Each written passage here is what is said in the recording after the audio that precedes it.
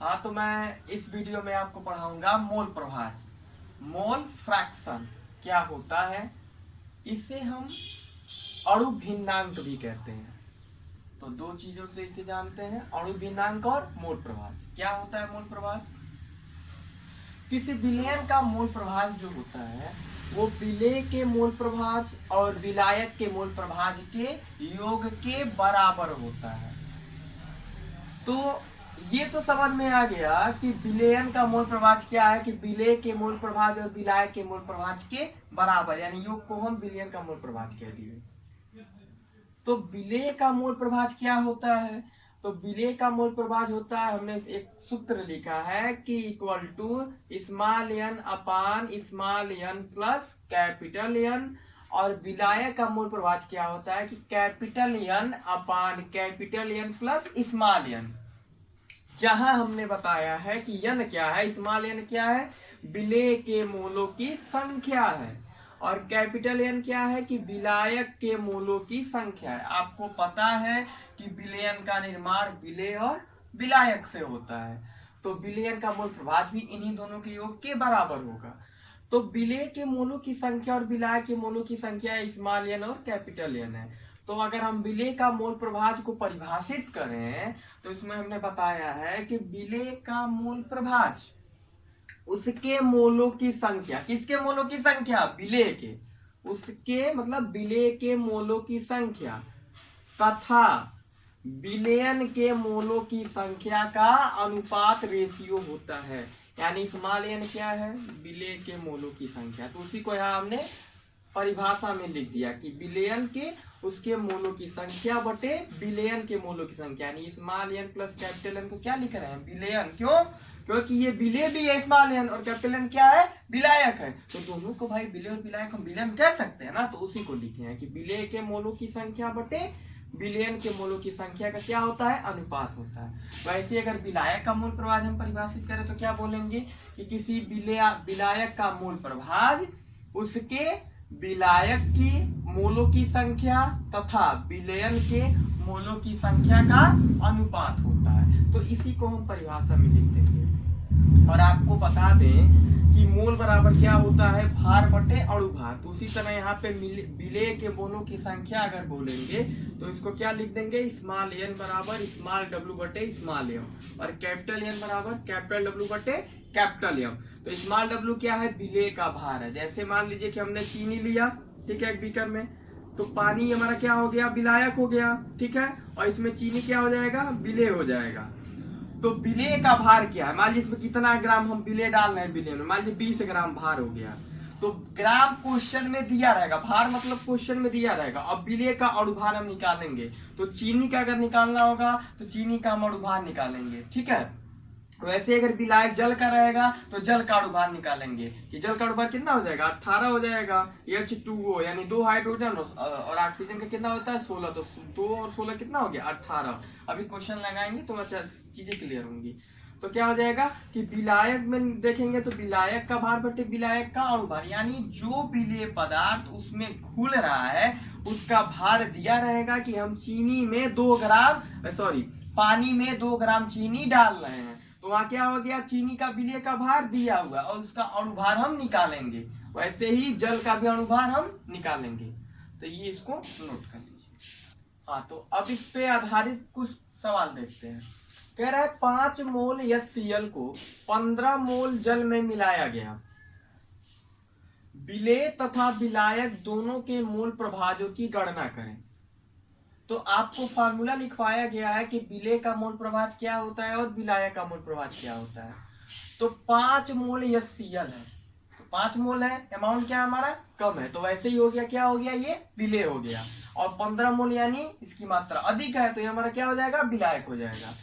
तो यानी small N कितना दिया हुआ है? 5, और कैपिटल एन कितना दिया हुआ है? 15। इसको हम इसी से प्रदर्शित करते हैं, उसमें प्रदर्शित किया है। तो विलेय का मोल प्रभाज निकालेंगे तो क्या हो जाएगा? फार्मूला उसका हम यहाँ पे यूटिलाइज कर देंगे, small N upon small N plus capital N. Small n की वैल्यू कितना है? 5 मोल HCl है, तो यहाँ 5 लिख दीजिए। फिर अपान स्मॉल एन फिर 5, और कैपिटल एन यानी विलायक, विलायक का कितना है? क्वांटिटी है 15, तो यहाँ 15 लिख दीजिए, इसको सिंपल मैथ लगा दीजिए। तो 5 और 15, 5 कितना हो गया 20, 5/20, 5 से काट देंगे इसको तो 1/4 हो जाएगा। 5 1 कम 5, 5 6 20। तो बिले का मूल प्रभाज कितना हो गया 1/4। चाहे इसको डिवाइड भी कर सकते हैं या ऐसे लिख दिए भी सही है।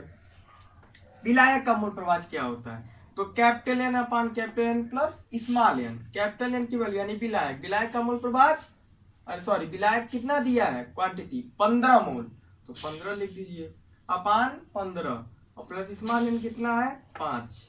तो 15 और 5 कितना हो जाएगा 20 हो जाएगा। सिंपल मैथ है ये। तो 15/20 हो गया।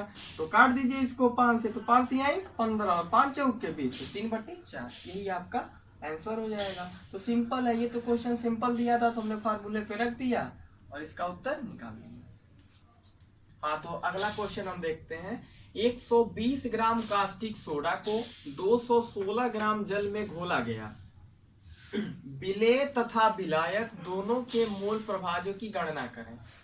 ये क्वेश्चन इंपॉर्टेंट थोड़ा सा इसलिए हो जाता है, इसके पिछले क्वेश्चन में आपको मोल दिया हुआ था, यानी मोल दिया था, केवल वैल्यू दे दी थी, रखना था, आंसर निकाल लेना था। बड़ा मजा आएगा उस क्वेश्चन को करने में। इस क्वेश्चन में क्या है कि आपको कहीं मोल नहीं दिया है, दे रहा है कि 120 ग्राम कास्टिक सोडा, यानी 120 ग्राम मतलब क्या है कि कास्टिक सोडा, यानी कास्टिक सोडा क्या है विलेय है, और 216 ग्राम जल में घोला गया, यानी जल क्या है हमारा विलायक है।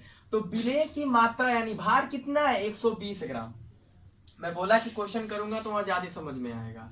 तो विलेय NaOH का, कास्टिक सोडा को क्या बोलते हैं NaOH। देखिए क्वेश्चन में भी ध्यान देना चाहिए, उसका NaOH लिखा नहीं है।